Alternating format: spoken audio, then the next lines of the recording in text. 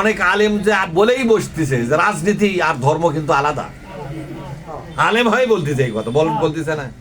অনেক হাজি, অনেক নামাজি, অনেক পীর সাহেব, অনেক জবরদস্ত সুফি দরবেশ ওলিয়া কামেল, আমাদের চোখে ওলিয়া কামেল, কিন্তু আল্লাহর চোখে যে কি হয়ে আছে, কথা ঠিক না? কোরআন পড়লে বোঝা যায় যে কে ওলিয়া কামেল আর কে সুফি, এটা কোরআন পড়লেই বোঝা যায়। আল্লাহ যদি কাউকে সুফি হিসেবে না মানে, আপনি বললেই আল্লাহ মানবে? গোটা দুনিয়ার জনগণ যদি কোনো ব্যক্তিকে ওলিয়া কামেল বলে ঘোষণা করে, আল্লাহ যদি বলে আমি মানলাম না, তখন লাভটা কি? কতক্ষণ থাকে?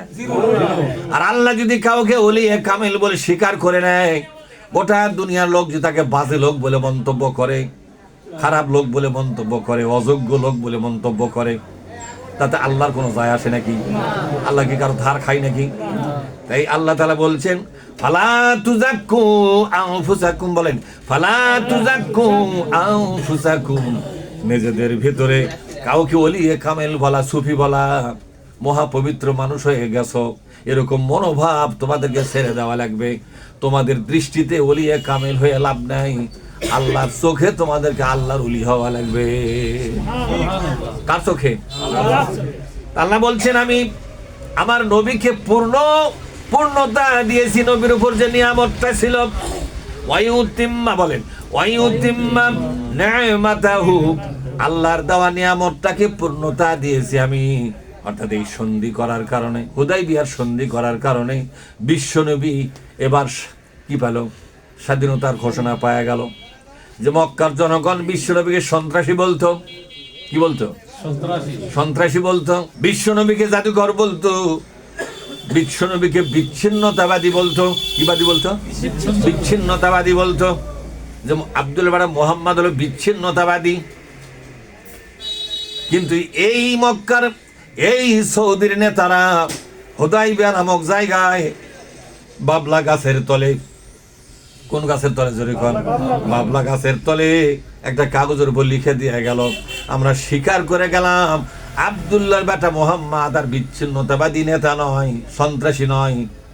আব্দুল্লাহর বেটা মোহাম্মদ কোন রকমের গ্রুপিং লিডার নয়, পাগল নয়, জাদুকর নয়। আব্দুল্লাহর বেটা মোহাম্মদ আমরা স্বীকার করে গেলাম এখন পরিপূর্ণ একটা রাষ্ট্রের রাষ্ট্রপতি। তিনি যে রাষ্ট্রপতি, এ ব্যাপারে আমরা একমত, স্বীকার করলাম, আমরা মেনে নিলাম। এটাই ছিল চূড়ান্ত বিজয়। এটাই ছিল কি? চূড়ান্ত বিজয়। আগে একটা রাষ্ট্রের তো স্বীকৃতি আসা লাগবে, লাগবে না? আপনারা রাষ্ট্র গঠন করবেন, তার স্বীকৃতি আপনার আশেপাশের রাষ্ট্রগুলো যদি স্বীকৃতি না দেয়, আপনি তো বিচ্ছিন্ন হয়ে যাবেন। তো বিশ্বনবী রাষ্ট্রকে স্বীকৃতি দিয়ে গেল কারা?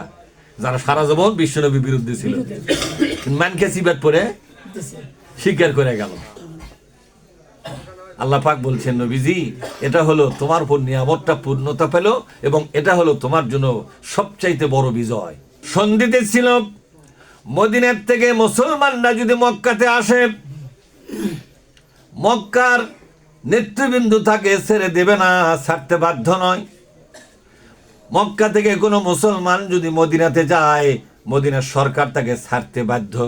একতরফা মার্কা সব শর্ত, আমার কথা বোঝেন নি? একতরফা শর্ত নয়।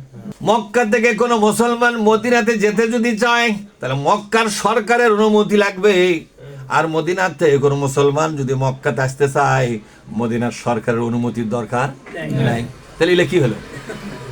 সবগুলো 10টা 12টা শর্ত ছিল, বুঝলেন? 10-12টা শর্ত পুরোটাই ছিল মক্কার কাফের সরকারের পক্ষে, বুঝনি? 10 বছর পর্যন্ত আমরা মারামারি করব না। মক্কার সরকারের সাথে জোট করা আছে যতগুলো সৌদির দলের, সেই জোটের উপরও কোনো মারামারি করা যাবে না। আবার মুহাম্মাদের সাথে যতগুলো জোট করা আছে, যে সমস্ত দলের, আল্লাহ নবীর সাথে 28 থেকে 32টা দল ছিল। কয়টা? 28 থেকে 32টা দল জোট করেছিল। এই জোটের সরকার ছিল বিশ্বনবী। সে 28টা বা 32টা দল সবগুলো ছিল ইহুদি খ্রিস্টান, সবগুলো কি ছিল?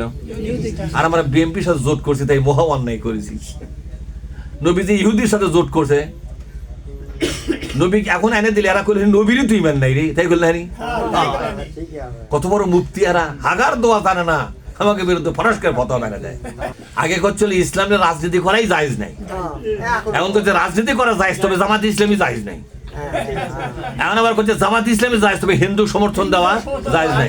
আস্তে আস্তে আমাকে সিদ্ধান্তগুলো না করে মানতেছে, কথা ঠিক না? এটাও এক সময় মানবে, এটাও এক সময় জোট করেছিলাম সেটা জায়েজ নাই, বুঝলেন না? এখন এরাও জোট করতেছে না। সুতরাং জামাত ইসলামী আজকে যে সিদ্ধান্তগুলো নিচ্ছে, 50 বছর পর ওরাও এই সিদ্ধান্ত নিয়ে কবে এটা জায়েজ আছে, কিন্তু এই 50 বছর আমাকে ওখানে ঘানি টানা লাগবে, মশলার ঘানি টানা লাগবে না? বিশ্বনবী কমতা ঘানি টানিছে, আমাকে টানা লাগবে।